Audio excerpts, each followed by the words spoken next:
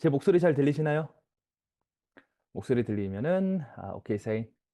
예, 고맙습니다. 네, 안녕하세요. 에이팅 강사 이상준입니다. 네, 1부 우리 정우진 강사님께서 말씀해 주신 GP포스와 XGP의 미래, 잘 들어보셨죠? 다시 한번 세미나 진행해 주셔서 감사합니다. 넥타이가 좀 삐뚤어졌네요.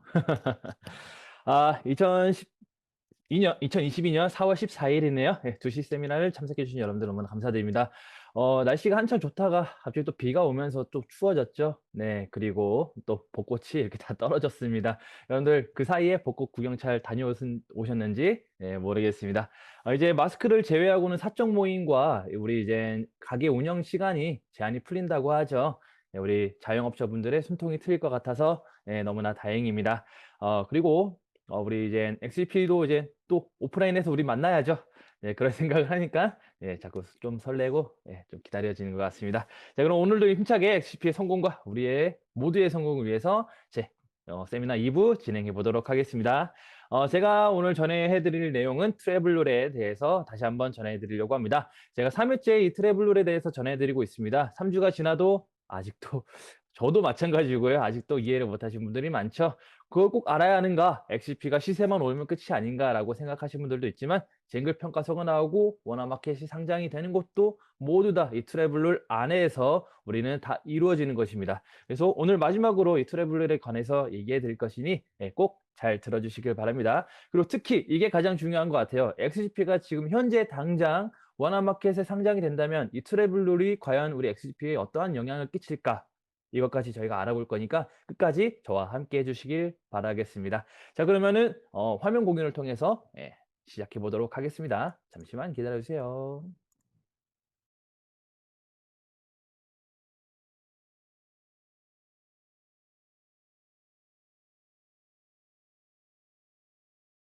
네. 제 화면 잘 보이시면은 오케이 사인 한 번만 부탁드리겠습니다. 트래블룰 제대로 파악해 보자. 네, 고맙습니다. 그럼 시작해 보도록 하겠습니다. 좀 진짜 제대로 한번 파악해 보죠. 자, 목차 트래블룰이란 무엇인가? 그리고 트래블룰의 역할. 4대 거래소 우리 4대 거래소가 있죠. 현재 트래블룰의 4대 거래소 각자 어떠한 규칙이 있는지, 그리고 이것을 진행하는 정부와 이것을 바라보는 투자자의 입장이 어떠한 것인지, 그리고 마지막으로 트래블룰에 관한 저의 생각과 XGP에 끼치는 영향에 대해서 한번 알아보도록 하겠습니다. 자, 다시 한번 되새겨 보시죠. 트래블룰이란 무엇인가? 트래블 플러스 룰의 이름이죠. 그래서 트래블은 많이 들어보셨죠? 여행하다. 그리고 룰은 룰을 따라야 된다. 규칙을 따라야 된다. 이런 말 있잖아요. 그래서 이것을 규칙이다. 그래서 가상자산이 코인이 국가 간에 또는 거래소 간에 이동을 할 때 어떠한 정해진 규칙에 따라야 된다는 것입니다. 이것은 단연코 국내뿐만이 아니라 모든 나라가 준수해야 할 규칙이며 단지 첫 시작이 우리 이제 한국인 것일 뿐입니다. 앞으로 전 세계적으로 다 이게 트래블룰이 적용이 될 것으로 보입니다. 그래서 이것을 재정 공개를 한 곳이 어디냐?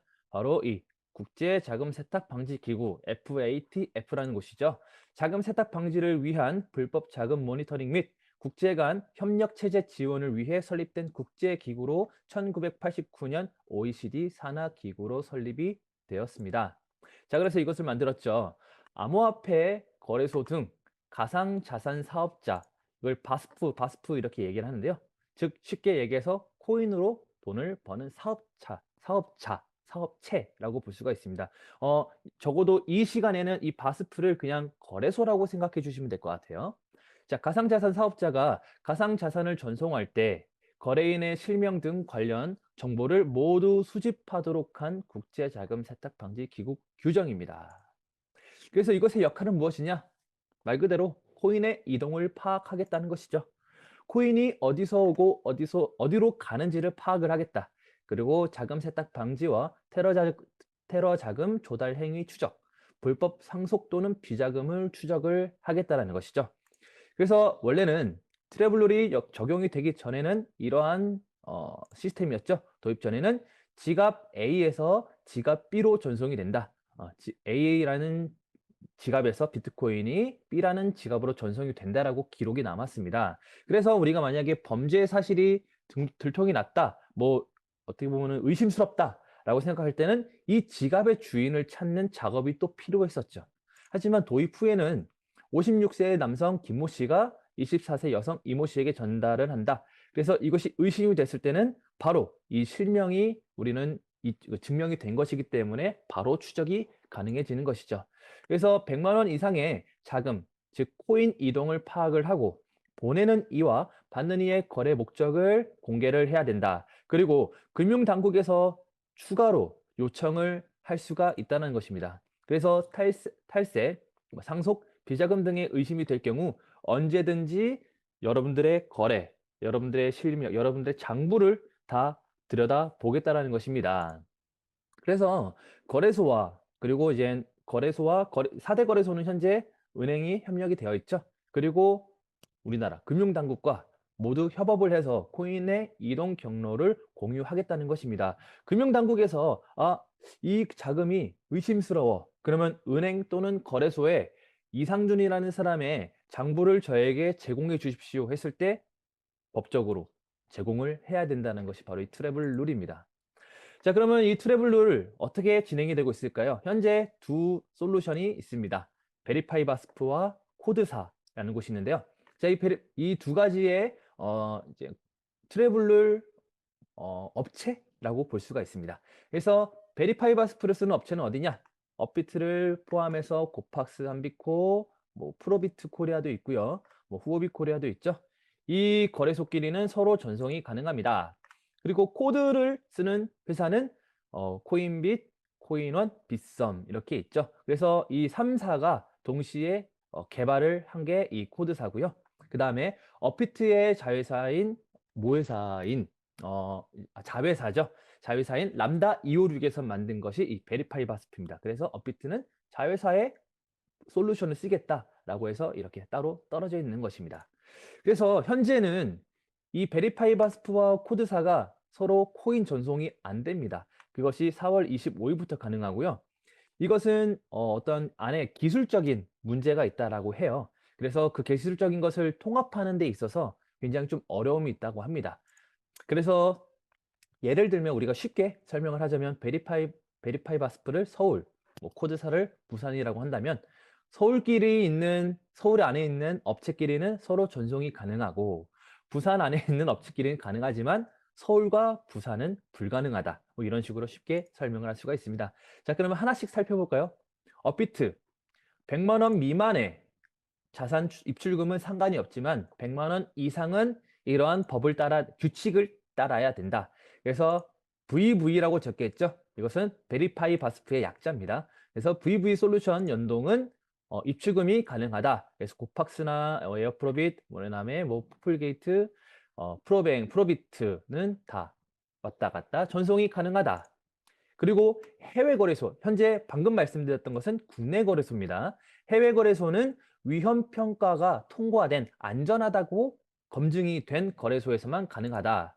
그리고 동일 소유주의 계정이 확인이 되었을 때 이상준의 업비트에서 이상준의 바이낸스로 보내는 게 가능합니다. 하지만 이상준의 업비트에서 뭐 홍길동의 바이낸스로 보내는 것은 안 됩니다. 그리고 이 두 소유주가 다 똑같다는 걸 증명을 해야 됩니다.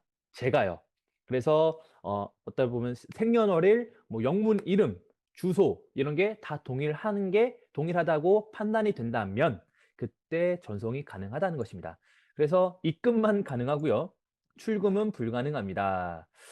네, 업비트로 보내는 것만 되고 업비트에서 가는 건 또 안 된다고 하네요. 참 어렵죠. 그래서 해외 거래소는 이렇게 있고요. 방금 말씀드렸듯이 이 바스프 거래소라고 생각하시면 되고요. 자, 쉽게 예를 들어 볼게요. 업비트로 보내기. 업비트야 받아라라고 했을 때는 개인 지갑에서는 오직 메타마스크만 가능합니다. 제가 저번 시간에는 메타마스크만 가능하다고 말씀드리진 않았는데 좀 알아보니까 현재는 이것만 가능하다고 하더군요. 그래서 업비트에 내일 당장 XGP가 상장이 됐어요. 그리고 여러분들의 지갑에 채굴되는 코인 있죠? 업비트로 보내기가 안 됩니다. 네, 이것에 대해서는 제가 나중에 다시 제대로 설명을 드릴게요. 그러면 국내외 거래소, 그리고 또 업비트에서 검증된 거래소만 가능합니다. 그 국내는 아까 말씀드렸죠? 뭐 고팍스도 있고 프로비트 코리아도 있고 그다음에 빗썸과 코인은 코빗은 4월 25일부터 가능합니다. 그 다음에 해외 거래소에서는 이제 업비트 자회사인 싱가포르, 업비트 인도네시아, 업비트 타일랜드가 있고, 그다음에 해외 거래소 목록도 이렇게 나와 있습니다. 대표적으로 바이낸스를 제일 많이 쓰니까 바이낸스가 항상 앞에 있죠. 그리고 업비트에서 빼기도 마찬가지로 이 메타마스크에서만 가능합니다. 네, 이 여우 얼굴 이거 꼭 필요하신 분들은 메타마스크 기억해 주세요. 그다음에 업비트에서 빼는 것들 국내외 거래소도 마찬가지로 검증된 거래소만 가능합니다. 국내는 아까 똑같죠? 서울에서 서울이라는 곳에서 베리파이 바스프를 쓰는 그런 회사들끼리는 자유롭게 입출금이 가능하다. 그리고 비썸 코인은 코빗도 4월 25일부터 가능하고요. 해외는 업비트 자회사는 물론 다 가능하고 이제 해외 거래소는 OKX, FTX, 바이빗, 바이낸스, 비트맥스 이렇게밖에 현재 지원을 하지 않습니다. 그리고 이것은 100만 원 이상이만 이렇게 신고를 하면 되고요. 100만 원 이하는 상관이 없다라고 합니다. 그럼 비썸을 한번 볼까요? 오늘 가서 확인을 해봤습니다. 그리고 이제 코드사들끼리는 가능하다고 하죠. 코인원, 코빗, 한비코 이렇게 여러 가지 거래소가 현재 입출금이 가능하다고 합니다. 그리고 해외 거래소는 또 이렇게 따로 정해져 있습니다. 이 정해진 해외 거래소만 가능합니다. 네. 그래서 중요한 것이 뒤에도 말씀드리겠지만 프로비트 글로벌이 없어요. 네, 이것에 대해서 제가 다시 설명을 드릴게요.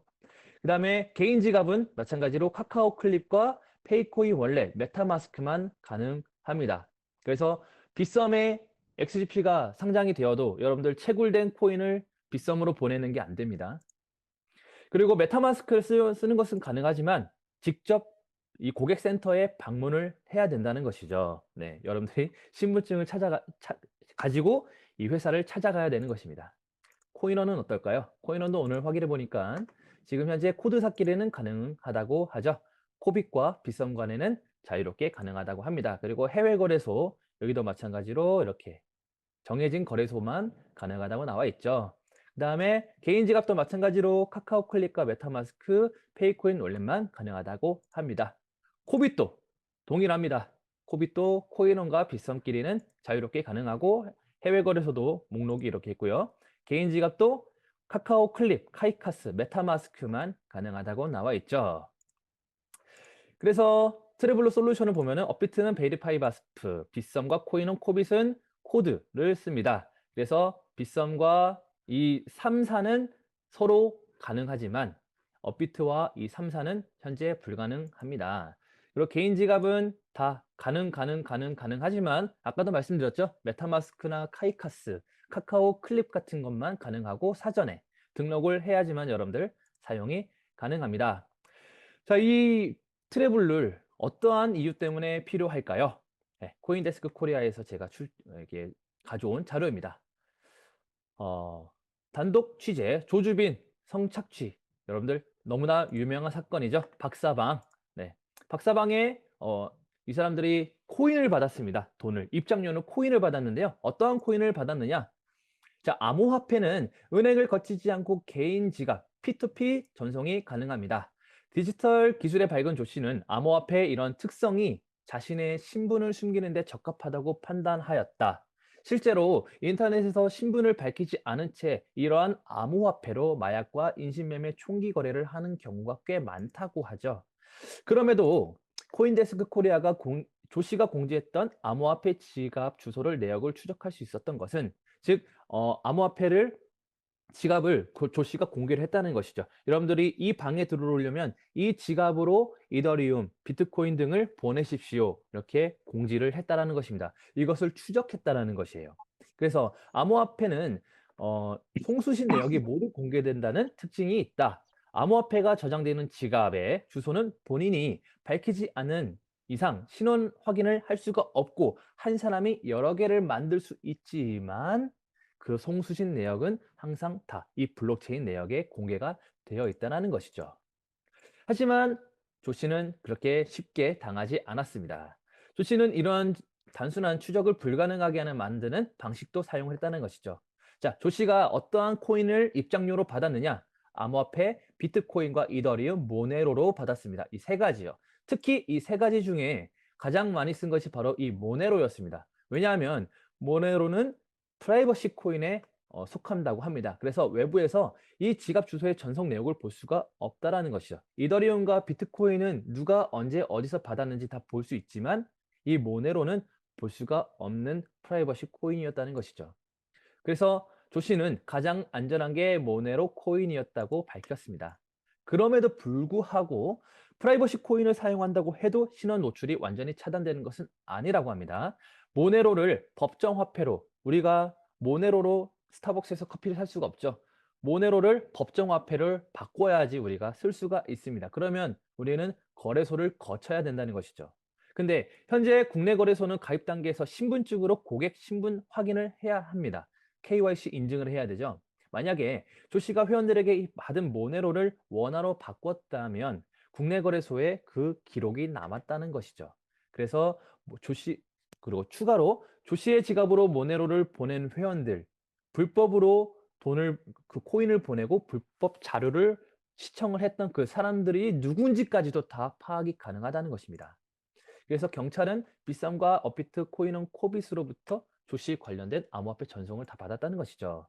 그리고 국내 거래소는 이러한 범죄 사실에 적극적으로 동참을 한다는 거죠. 수사 협조를 한다는 것입니다. 자, 이런 걸 봤을 때 이렇게 굳이 그 필요가 있을까? 없을까라고 생각하실 수 있어요. 트래블룰이. 왜냐하면 트래블룰이 없을 때에도 이러한 수사가 가능했다는 것이죠. 하지만 트래블룰로 인해서 불법 자금 수사가 조금은 더 수월해지겠죠. 그리고 가장 중요한 비실명제의 개인 지갑으로의 이동을 막기 위함이기 때문에 트래블룰이 필요 없다라고 얘기는 할 수가 없다고 합니다. 자, 그래서 이것을 실행한 정부의 입장은 이러죠. 상속세나 불법 자금을 막을 수가 있다. 선정비 후과세 원칙에 따라 과세 날짜를 당길 수가 있다. 이러한 어떻게 보면 정비를 계속 해 나가겠다는 것이죠. 그리고 테러 집단의 불법 자금 이동을 파악할 수가 있다. 아우, 너무나 중요하죠.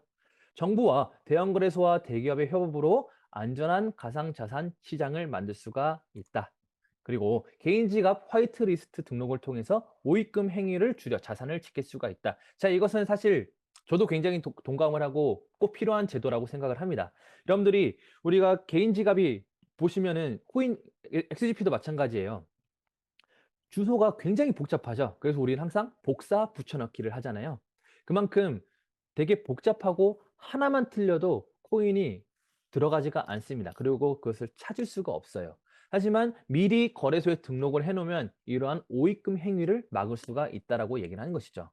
그래서 전 세계 최초 실행으로 가상자산의 선진 국가로 모범을 보이겠다는 게 회사의 정부의 어떻게 보면 입장인 것이죠. 코인이 불법 자금 조달과 뭐 테러 자금 행위 조달에 이용된다고 해서 그렇다고 모든 코인을 이렇게 다 규제하겠다는 것은 사실 좀 억지스럽기도 합니다. 왜냐하면 어떻게 보면 이런 것이죠. 음주운전 사고가 끊이지 않으니 여러분들 술 사고 먹을 때마다 다 나라에 보고하십시오. 그렇게 우리는 할 수가 없잖아요. 그래서 투자자 입장은 이러한 입장이죠. 가상자산의 핵심은 탈중앙화인데 이렇게 다시 중앙에서 관리한다는 것 자체가 시대적 역행이라는 것이죠. 그리고 고액 100만 원 이상의 코인을 전송할 때마다 보고한다는 것은 사실상 힘들다. 왜냐하면 시시각각 빠르게 변화하는 이 가상자산 시장에서 시세에 맞게 전략적 매도와 매수를 통해서 수익을 실현해야 하는 것이 이 시장인데 그러한 규제 때문에 수많은 기회를 놓치게 된다는 것이죠. 그리고 디파이 서비스는 더 이상 이용할 수 없는 것인가? 디파이 서비스는 어떻게 보면은 중앙 체제가 아닌 거래소를 얘기하는 것이죠. 우리가 유저들끼리 이렇게 거래를 하는 것인데 그 안에서 일어나는 수익률이 사실 굉장히 큽니다. 비트코인은 그냥 가지고 있다고 해서 내가 팔진 않을 거야. 근데 너무 아깝잖아요. 근데 그래서 내가 어떤 유동성에 기여를 함으로써 그러한 수익을 창출할 수가 있는 것이죠. 하지만 그런 기회가 다 막혀버렸어요. 너무나 안타까운 상황입니다. 일관된 규제가 아닌 거래소마다 규제가 달라 투자자들에게 혼돈을 야기시키죠. 그리고 아까도 말씀드렸듯이 칼로 사람을 해칠 수 있다고 칼을 살 때마다 실명을 인증할 것인가? 이렇게 너무나 억지스러운 인증이라는 것이죠. 명확한 기준 없이 거래소에 떠맡기는 금융당국의 부적절한 태도에 실망이 크다라는 입장입니다. 이것이 바로 거래소와 아니 이게 정부와 투자자의 입장인데 정확하게 명확하게 갈리죠. 네, 그리고 다 들어봤을 때 다 필요하고 다 공감이 되는 입장입니다. 하지만 현재는 투자자가 좀 많이 피해를 보고 불편해하는 상황이죠. 자, 그래서 원화로 XGP를 구매하기로 해보겠습니다. 제가 정정이라고 적어놨죠? 제가 저번 주 시간과 좀 다르게 말씀을 드려야 될 것 같아요. 다시 한번 제가 정정을 해서 설명을 드리도록 하겠습니다. 자, 여러분들께서 월급 생겼어. 혹은 비상금으로 XGP를 좀 저렴할 때 사야겠다라는 생각으로 여러분들이 거래소를 통해서 이 XGP를 구매하려고 합니다. 그럼 우리나라에 이 원화를 넣을 수 있는 4대 거래소가 이렇게 있죠. 자, 그래도 하나의 예를 들어야 하니까 제가 업비트로 예를 들어보겠습니다. 자, 그러면은 우리가 XGP를 살 수 있는 곳이 어디가 있죠? 프로비트 글로벌과 디지파이낸스 글로벌이 있죠. 자, 국내 거래소와 협업한 곳이 두 군데 다 없습니다. 예를 들어 여러분들께서 업비트를 통해서 이제 XGP를 사는 거를 시작을 하겠다. 그러면은 업비트에서 보낼 수 있는 곳이 어디가 있죠? OKX, FTX, 바이빗, 바이낸스, 비트맥스, 프로비트 글로벌과 디지파이낸스 글로벌이 없습니다. 자, 그럼 어떻게 사야 될까요? 다시 원화로 코인을 구매해 보도록 하죠. 자, 업비트에 현금을 입금을 했습니다. 그 다음에 우리가 해외 거래소로 보낼 리플과 트론을 구매를 합니다. 뭐 다른 게 될 수도 있겠지만 빠른 전송 속도와 저렴한 수수료가 있는 코인을 여러분들이 원화로 구매를 합니다. 그리고 바이낸스로 보내야 돼요. 업비트에서 보낸 코인은 이 바이낸스에서 판매를 한 후 USDT를 확보를 합니다. 그 다음에 그 USDT를 프로비트로 보내서 또는 그냥 팔지 않고 바로 보내서 어쨌든 이 프로비트에서 USDT를 생성을 해야 됩니다. 그리고 그 UT로 XGP를 매수한 다음에 지갑을 전송을 해야 되는 것이죠. 굉장히 복잡하죠. 그리고 이 업비트와 바이낸스 모두 다 동일한 방법으로 KYC 인증을 한 후 업비트에 또 나는 정상적으로 다 KYC 인증이 됐다는 걸 보고를 해야 됩니다. 그래서 영문 이름과 생년월일이 다 똑같아야 돼요. 현재 원화로 XGP를 사는 방법이 이렇게나 복잡합니다. 이것이 바로 트래블룰 때문이라고 얘기를 할 수가 있을 것 같아요. 자, 우리 거래소 전송이 풀렸어요. 현재 GP 포스 개발로 인해서 현재 거래소 전송이 막혀 있죠. 근데 갑자기 공지가 뜹니다. 예를 들어서 내일부터 여러분들 거래소 전송이 가능합니다. 자, 그러면 우리가 XGP를 프로비트 글로벌로 보낸 다음에 그 전에 이렇게 했었죠. XGP를 매도하면 UT가 생기죠. 그 UT로 우리는 리플이나 트론 등 국내 거래소로 보낼 수 있는 코인을 사서 보낸 다음에 국내 거래소에서 원화로 바꿨었잖아요. 현재 또 그것도 안 됩니다. 아까도 말씀드렸죠. 프로비트, 그러니까 업비트, 빗썸, 코인원, 코빗은 현재 프로비트 글로벌과 연동이 되지 않습니다.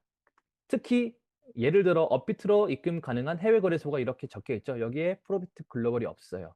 그러면 어떻게 해야 될까요? 다시 바이낸스로 보냅니다. 그리고 바이낸스에서 이 트론을 다시 이쪽으로 보내야 돼요. 네, 트래블룰 때문이죠. 자, 그래. 우리 XGP 글로벌, FA 글로벌에서 여러분들의 불편함을 해소하기 위해서 저희가 XGP를 당장 내일 4대 거래소 중에 한 곳에 상장을 시키겠습니다. 공지가 나왔어요. 와, 그러면 어떻게 해야 될까요? 자, XGP 지갑은요, 여러분들 개인 지갑입니다. 그러면 우리가 XGP 개인 지갑에서 채굴된 코인을 이 4대 거래소 중에 한 곳에 상장되었다. 그러면 거기로 보내면 되겠죠. 그래서 XGP 내가 채굴된 코인을 팔 수가 있겠죠. 안 됩니다. 자, 업비트, 코인원, 빗썸, 코비타 입금 가능한 개인 지갑이 메타마스크, 카이카스, 카카오 클립, 페이코인 월렛 외에는 없습니다. 네. 그래서 또 어떻게 해야 돼요? 다시 프로피트 글로벌로 보낸 다음에 다시 바이낸스로 보내서 또 이렇게 해야 돼요. 즉 지금 현재 회사가 우리 회원들의 불편함을 해소해 주기 위해서 어떠한 수단과 방법을 다 해서 해소해 주려고 해도 트래블룰 때문에 지금 굉장히 불편한 상황이에요.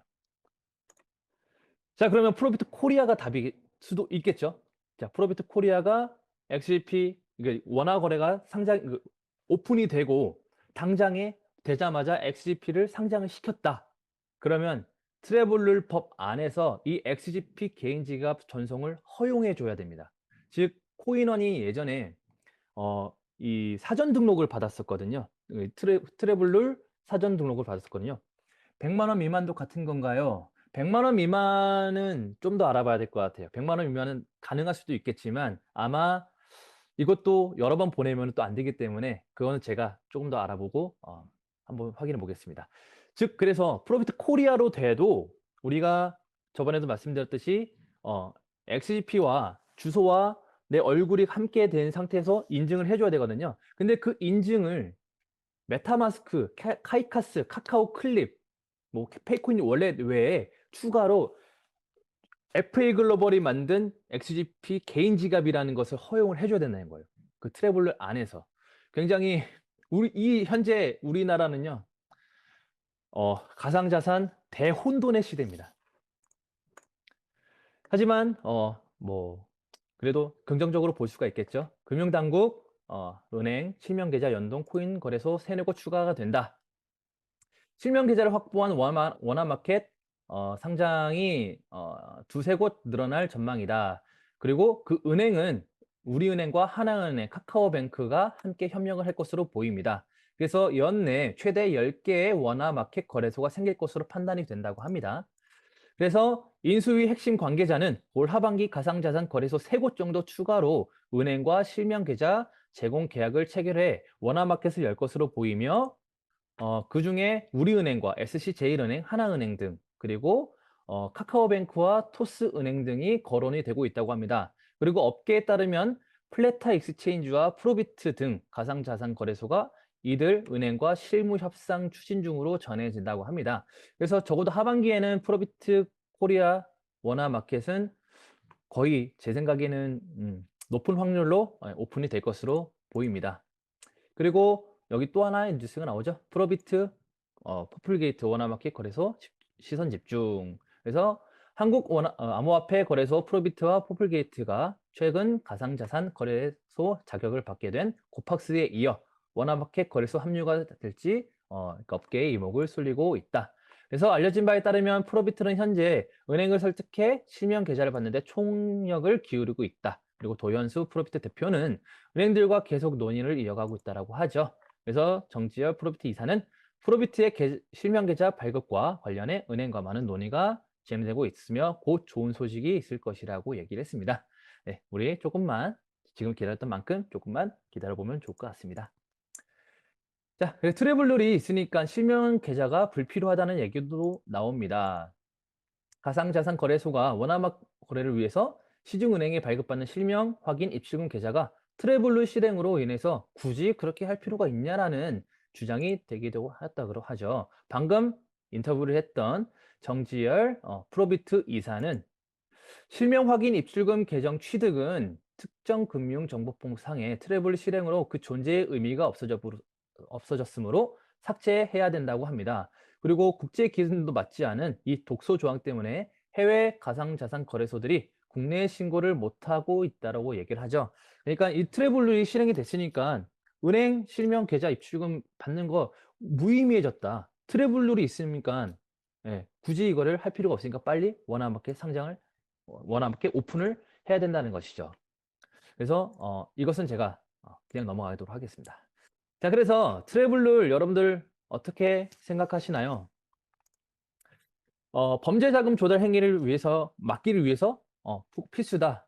그렇다고 모든 거래를 증명을 할 필요는 없다. 아니면 코인이 제도권 안에 들어가기 위해서는 인정받기 위해서는 어쩔 수 없는 제도다.